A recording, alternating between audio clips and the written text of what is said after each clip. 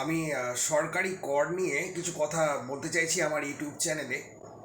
আহ, গ্রাম পঞ্চায়েতের বাড়ির কর এবং পৌরসভা এলাকার বাড়ির কর।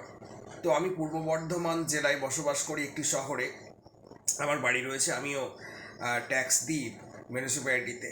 তো সেই বিষয় নিয়ে আমি কিছু কথা বলতে চাইছি যে আমি গ্রাম পঞ্চায়েতের বিষয়টা আমি সঠিকভাবে সঠিক তথ্য নেই বলতে পারবো না, যে এরকম প্রচুর গ্রাম রয়েছে আমাদের ভারতবর্ষ তথা পশ্চিমবঙ্গে রয়েছে। প্রত্যন্ত গ্রাম, যে যা বলতে যা বোঝায় সেরকম একদম কুঁড়ে ঘর থেকে শুরু করে মাটির রাস্তা, যারা দিন আনি দিন খায়, যারা চাষের কাজের সাথে যুক্ত এবং বিভিন্ন কর্মের সাথে যুক্ত, ডালপালা কুড়িয়ে খায়, এরকমও মানুষ রয়েছেন। তো সুতরাং আমি গ্রাম পঞ্চায়েতের করের ব্যাপারটা বলতে পারবো না। বাড়ির কর, তো একটি বিষয় আমি বলতে চাইছি যে আলাদা করে কোনো কর কিন্তু আমরা দিই না। পৌরসভা এলাকায় আমি বসবাস করি, শুধু বাড়ির করটাই নেওয়া হয়। তো এর ভেতরে হয়তো বা ইনক্লুডেড থাকে।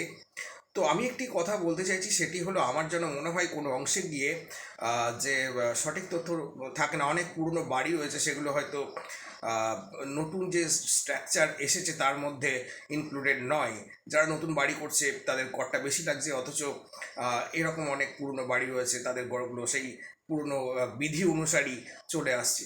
এবং পঞ্চায়েতের বিষয়টি আমি সঠিকভাবে বলতে পারবো না, যে পঞ্চায়েতে এরকম অনেক মানুষ রয়েছে, গরিব মানুষ রয়েছে, যারা পেটের ভাত জোগাড় করতে পারে না। তাদের কি কর ব্যবস্থা আছে, মানে করের আওতায় পড়ছে কিনা আমি বলতে পারবো না। আর যদি হয়, সকল মানুষেরই সমান হওয়া উচিত। মানে আহ, বাড়ি, অবশ্যই বাড়ির ট্যাক্স যখন, বাড়ির কর যখন, বাড়ির অবস্থা দেখে সেই অনুযায়ী ট্যাক্স তো অবশ্যই হবে। সেটাই বলছি।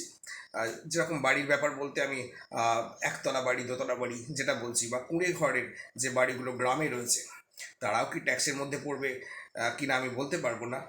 তো সেটাই বলছি, সেটাই বললাম আমার ইউটিউব চ্যানেলে। ধন্যবাদ।